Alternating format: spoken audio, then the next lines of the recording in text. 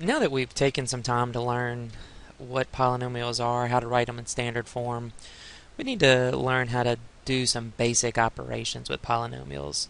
In this particular lesson, we're going to deal strictly with adding, subtracting, and multiplying. Now, if you've recall from your Algebra 1 education, you've probably learned how to do this, and you recall that specifically in adding and subtracting polynomials, you're doing what we call combining like terms. So if we want to combine like terms, it's just simply the process of putting two parts together that are the same. So if we add 2 plus 3 equals 5, that's combining like terms. And if we put variables with it, we're still just adding the coefficients and just carrying the variables along with it. So it doesn't matter what the variable exponent is, we would just simply carry that together. Now, if the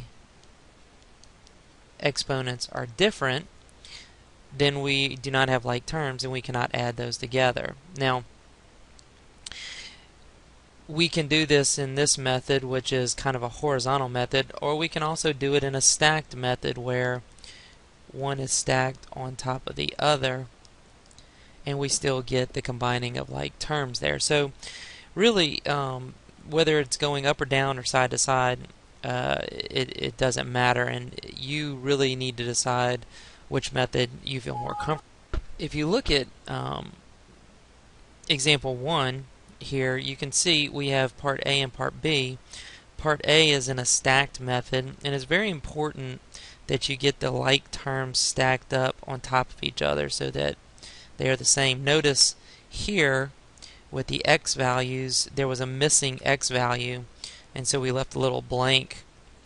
Or you could simply write in 0x to get the same effect. Either way, but you need to have those lined up. Now, that makes it pretty easy to see the like terms and just to simply add or subtract or combine the coefficients. Now, if it's in a horizontal method, and specifically like this, you need to be very careful that you notice that addition between the two sets of parentheses so that you don't make the mistake of foiling. You would not FOIL in this manner. You would simply drop the parentheses and add the like terms. So if we look at sample problem 1, we give you just a simple adding polynomials. We just need to combine like terms. Now, if you don't like it stacked, you're more than welcome to rewrite the problem in this manner.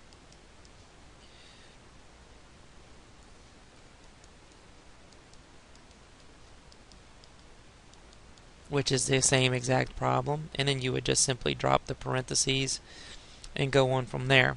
I'm going to just go ahead and work it in its stack method. So 5 and negative 3 gives me 2, and of course I'm just carrying the x squared. Negative 6 and a positive 1 gives me negative 5x, and then negative 7 and negative 1 gives me negative 8. And so we have our polynomial there. It's written in standard form, and all the terms are combined appropriately. Now, subtraction gives us a little different scenario, so you can look at example number 2. With subtraction, what's required here is a little different. This negative or subtraction symbol should be applied to every term in there, thus leading us to this polynomial. Then you can simply combine the like terms as we did before in addition, but the subtraction must be distributed before. Again, here, subtraction between the parentheses, don't make the mistake of foiling these. You need to distribute this negative to all the parts inside before you would combine the terms. So subtraction is just one additional step over addition, just making sure that we distribute that negative value. So let's look at a couple sample problems here on the next page. Sample problem number 2. And be sure you're attempting to work these first before you watch me work them. That way you'll see what mistakes that you have. Alright, so the first thing I'm going to do is I'm going to distribute this. I'm going to rewrite the first term And then I'm going to distribute the negative, and when I do that, I'm going to get a negative 5x to the third, a positive x squared. Notice I'm missing an x term, so I could simply put in a positive 0x there just to hold the place, and then negative 17. And then I'm just going to combine terms from here.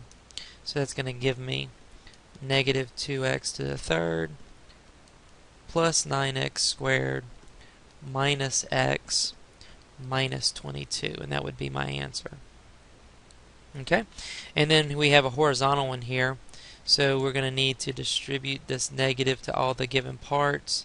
So I'm going to rewrite the first term, and now I'm going to distribute that negative, so that's a negative 3x to the fourth plus 12x to the third and plus x. Now the key here is making sure that you get all of the terms that are the same written together, and I'll look for an x to the fourth, and I have 9x to the fourth and I have negative 3x to the fourth, so I'm going to combine those to give me 6x to the fourth. Then I'm going to look for my x to the thirds, and when I combine those together, they actually cancel each other out. So the negative 12 and the positive 12 cancel each other out. Now I get to a situation where I have no more terms that are exactly the same, so I'm just going to rewrite what I have. So I have an x squared, I have an x, and I have a negative 8, and I want to make sure that I'll write those in the proper order for standard form. So there are a couple examples for adding and subtracting polynomials, either vertical or horizontal.